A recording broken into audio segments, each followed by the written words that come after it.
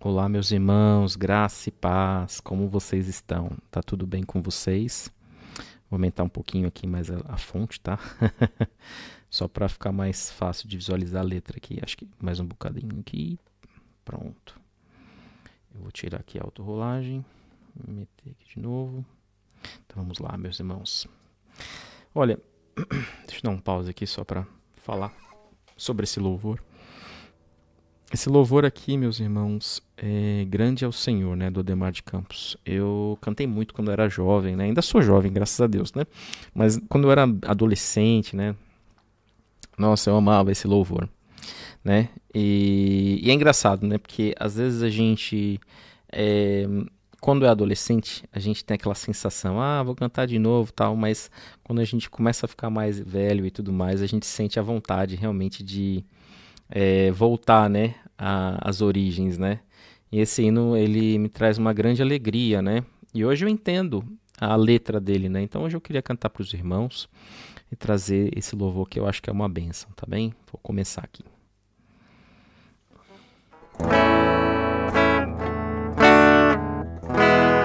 Grande é o Senhor e nós temos a vitória na cidade do nosso Deus, seu santo monte, a alegria de toda a terra.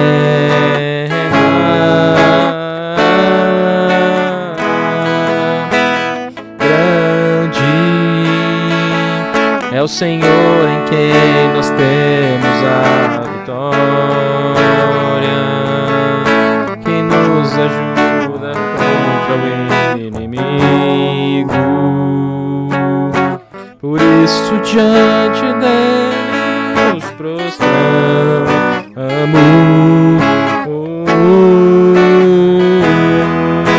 queremos o teu nome engrandecer e agradecer-te por tua obra em nossas vidas. Confiamos em teu infinito amor, pois só tu és o Deus eterno sobre toda a terra e céu. Aleluia, meus irmãos. Aleluia, graças a Deus. Coisa boa, né? Como é bom louvar ao Senhor. Peço até perdão para os irmãos, porque realmente é uma coisa ainda que eu tenho que melhorar mais. Mas é só para trazer um pouquinho mais de alegria, né? Para esse dia que começa, né? E para a gente ler aqui a palavra de Deus, nada melhor do que começar com louvor, né? Então eu vou pegar aqui agora. A gente vai ver aqui os versículos. Deixa eu ver se eu acho aqui uma que tem... offline. Deixa eu ver se tem aqui. Eu acho que eu gosto de ouvir. Essa aqui que eu gosto de usar, meus irmãos. Vamos ver se tem aqui. Mas ele só tem para celular. Não dá pra... entendi. Pois eu gosto muito dessa aqui, meus irmãos. Que eu tava tentando achar uma... Deixa eu ver aqui. Tem uma online aqui. Mas eu queria numa versão que eu gosto muito. Que é a que tem os títulos, né? E essa aqui eu acho que não tem. Deixa eu ver aqui. Se não tiver, eu vou ter que ver pelo celular mesmo, meus irmãos. Deixa eu ver aqui. A gente está começando a leitura do 3, né? Pois é, eu acho que não tem. Deixa eu ver se tem aqui. Não tem. Eu vou pegar aqui pelo celular mesmo. E a gente faz aqui. Só vou tirar aqui a guitarra. Só para não atrapalhar.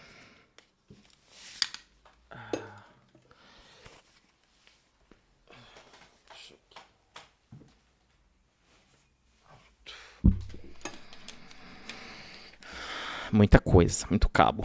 Vamos lá. Então, vamos ver aqui. Meus irmãos, vamos ver aqui. Então, assim, eu estou colocando aqui, tá? Mas não é este. Estou pegando aqui na Bíblia offline, né? E eu estou pegando a versão que é a NAA. Então essa aqui é a versão Nova Almeida atualizada 2017, tá? Então aqui vai começar aqui o título a pregação de João Batista. Naqueles dias apareceu João Batista pregando no deserto da Judéia. Ele dizia: arrependam-se, porque está próximo o reino dos céus. Pois é a João que se refere o que foi dito, por meio do profeta Isaías: voz do que clama no deserto, preparem o caminho do Senhor, endireitem as suas veredas. Só nessa parte, meu irmão, eu já me arrepio, né? Porque basicamente o trabalho de João foi preparar o terreno para Jesus, né? E aqui na profecia está descrito assim de uma forma tão simples, né? Mas tão eficaz, né? Aí aqui continuando, João usava uma roupa feita de pelos de camelo e um cinto de couro. O seu alimento eram gafanhotos e mel silvestres. Então os moradores de Jerusalém, de toda a Judéia e de toda a região em volta do Jordão, iam até onde ele estava. E confessando seus pecados, eram batizados por ele no rio Jordão. Quando João viu que muitos fariseus e saduceus vinham ao seu batismo, disse-lhes: raça de víboras, quem deu a entender que vocês podem fugir da ira que está por vir? Produzam fruto digno de arrependimento, e não pense que podem dizer uns aos outros: temos por pai Abraão, porque afirmo a vocês que Deus pode fazer com que destas pedras surjam filhos a Abraão. E o machado já está posto à raiz das árvores. Portanto, toda árvore que não produz bom fruto é cortada e lançada ao fogo. Eu batizo vocês com água para arrependimento, mas aquele que vem depois de mim é mais poderoso do que eu, do qual não sou digno de carregar as sandálias. Ele os batizará com o Espírito Santo e com fogo. Bom, aqui João está falando de Jesus, né? Que ele estava preparando o caminho, trazendo o arrependimento para o povo, né? Mostrando, né, para os fariseus que a forma como eles faziam, né, de se acharem superiores porque eram mestres na lei, não era correta, né? E que eles também tinham que dar frutos, né? Que eles tinham que produzir arrependimento, e não peso, né? Que era o que eles traziam muito naquela época. E aí que ele fala assim, ó: ele tem a pá em suas mãos, limpará a sua eira e recolherá o seu trigo no celeiro, porém queimará a palha num fogo que nunca se apaga. Que ele está falando já do inferno, né? Então o Senhor, né? Aquela história do joio e do trigo, né? Então quem é o joio vai para o fogo e quem é o trigo vai para o céu, né? É mais ou menos essa ideia aqui que ele está trazendo. O batismo de Jesus. Por esse tempo, Jesus foi da Galiléia para o Rio Jordão, a fim de que João o batizasse. João, porém, quis convencê-lo a mudar de ideia, dizendo: eu é que preciso ser batizado por você, e é você que vem a mim? Mas Jesus respondeu: deixe por enquanto, porque assim nos convém cumprir toda a justiça. Então ele concordou. Depois de batizado, Jesus logo saiu da água, e eis que os céus se abriram, e ele viu o Espírito de Deus descendo como pomba, vindo sobre ele. E eis que uma voz dos céus dizia: este é o meu Filho amado, em quem me agrado. Meus irmãos, coisa maravilhosa, né? Jesus foi batizado por João Batista, o Espírito Santo desce sobre ele, e Deus fala: este é meu Filho amado, em quem me agrado. Que coisa linda, né? Aquela cena deve ter sido uma coisa assim maravilhosa, né? Então, continuando aqui o texto para a gente ler o 4. A tentação de Jesus. A seguir, Jesus foi levado pelo Espírito ao deserto para ser tentado pelo diabo. E depois de jejuar 40 dias e 40 noites, teve fome. Então o tentador aproximando-se, disse a Jesus. Esse aqui é o tentador, gente, é o diabo que veio falar com Jesus, né? Então Jesus, né, o contexto aqui. Jesus estava 40 dias e 40 noites e devia estar com muita fome, né? Muita fome. E nesse momento de fraqueza que o diabo vem tentar ele. Então, assim, é sempre assim, né? Quando a gente está na fraqueza que o inimigo vem, né? Aí ele fala assim: se você é o Filho de Deus, mande que estas pedras se transformem em pães. Jesus, porém, respondeu: está escrito, o ser humano não viverá só de pão, mas de toda a palavra que procede da boca de Deus. Então o diabo levou Jesus à cidade santa, colocou-o sobre o pináculo do templo e disse: se você é o Filho de Deus, jogue-se daqui, porque está escrito, aos seus anjos ele dará ordens a seu respeito, e eles o sustentarão nas suas mãos, para que você não tropece em alguma pedra. Jesus respondeu: também está escrito, não ponha à prova o Senhor seu Deus. O diabo ainda levou Jesus a um monte muito alto, mostrou-lhe todos os reinos do mundo e a glória deles, e disse: tudo isto lhe darei se prostrado você me adorar. Então Jesus lhe ordenou: vá embora, Satanás, porque está escrito: adore o Senhor seu Deus e preste culto somente a ele. Aleluia, amém. Então vocês verem, né, o que o diabo fez com Jesus. Primeiro, ele quis que Jesus transformasse as pedras em pão. Depois, ele falou assim para Jesus, se ele era mesmo Deus, que ele se jogasse dali que os anjos iam pegar. E último, ele ofereceu todos os reinos da terra se Jesus se ajoelhasse, se dobrasse a ele. Então, meus queridos, mas tudo é de Deus, tudo Deus criou, tudo Jesus, está na mão de Jesus também. Jesus criou junto com Deus e Espírito Santo. Então, o diabo estava tentando fazer uma coisa que não tinha cabimento. E Jesus, você vê que muito sábio aqui, ele só usou a palavra. Porque a nossa palavra, a palavra de Deus é nossa arma de guerra contra o inimigo. Toda vez que vem uma palavra de maldição para a sua vida, começa a ler os salmos, lê a Bíblia, professa a palavra, porque ela é vida na nossa vida, né? Ela traz rios de vida na nossa vida. Com isto o diabo deixou Jesus, e eis que vieram os anjos e o serviram. Então Jesus ficou 40 dias e 40 noites sem comer. Foi um jejum assim. Mesmo ele sendo Deus, ele estava na forma humana, né? Imagina você ficar 40 dias sem comer, ser tentado para comida, né? Foi tentado na comida, foi tentado no acidente, foi tentado para tomar todos os reinos, que ia ter toda a riqueza, tudo que o mundo podia dar para ele, né? Mas para Jesus isso, né, não tinha interesse, né? O Jesus realmente queria era nos salvar, né? E quer, né, ainda, graças a Deus. O começo do ministério na Galileia. Ao ouvir que João tinha sido preso, Jesus voltou para a Galileia e, deixando Nazaré, foi morar em Cafarnaum, situada à beira-mar, na região de Zebulon e Naphtali. Isso aconteceu para se cumprir o que tinha sido dito por meio do profeta Isaías. Terra de Zebulon, terra de Naphtali, caminho do mar, além do Jordão, Galileia dos gentios. O povo que vivia em trevas viu grande luz, e aos que viviam na região a sombra da morte resplandeceu-lhes a luz. Daí em diante Jesus começou a pregar e a dizer: arrependam-se, porque está próximo o reino dos céus. Jesus chama quatro pescadores. Caminhando junto ao mar da Galiléia, Jesus viu dois irmãos, Simão, chamado Pedro, e André. Eles lançavam as redes ao mar, porque eram pescadores. Jesus lhes disse: venham comigo e eu os farei pescadores de gente, né? Eu sempre quando leio essa parte aqui, eu lembro que Jesus fala pescadores de homens, né? Mas aqui nessa versão já está um pouquinho diferente. Então eles deixaram imediatamente as redes e o seguiram. Pouco mais adiante, Jesus viu outros dois, Tiago, filho de Zebedeu, e João, o irmão dele. Eles estavam no barco em companhia de seu pai, consertando as redes, e Jesus os chamou. Então eles, no mesmo instante, deixaram o barco e seu pai e seguiram Jesus.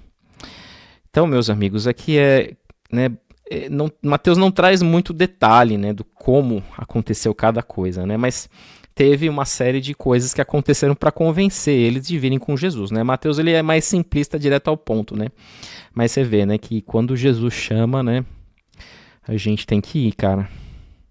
Mesmo que seja difícil, né? Mas olha, Jesus chamou eles, eles foram. E como Deus usou eles, né? Como Deus usou eles e como eles trabalharam nesse ministério com Jesus, né? E agora, para finalizar a última parte, Jesus ensina a cura. Jesus ensina e cura muitas pessoas. Jesus percorria toda a Galiléia ensinando nas sinagogas, pregando o evangelho do reino e curando todo tipo de doença e enfermidades entre o povo. E a sua fama correu por toda a Síria. Trouxeram-lhe então todos os doentes, acometidos de várias enfermidades e tormentos, endemoniados, epiléticos e paralíticos, e ele os curou. E da Galiléia de Decápolis, de Jerusalém, da Judéia e de outro lado do Jordão, numerosas multidões o seguiam. Amém, meus irmãos. Hoje, para finalizar, então, Jesus, o ministério dele começa com a cura, né? Além da cura, começa com o milagre, né? Que eu lembro muito bem, aqui não falou, né? Mas tem o milagre do vinho, né? Que Jesus transforma água em vinho no casamento. Mateus ele não cita aqui, mas os outros apóstolos também citam nos próximos livros.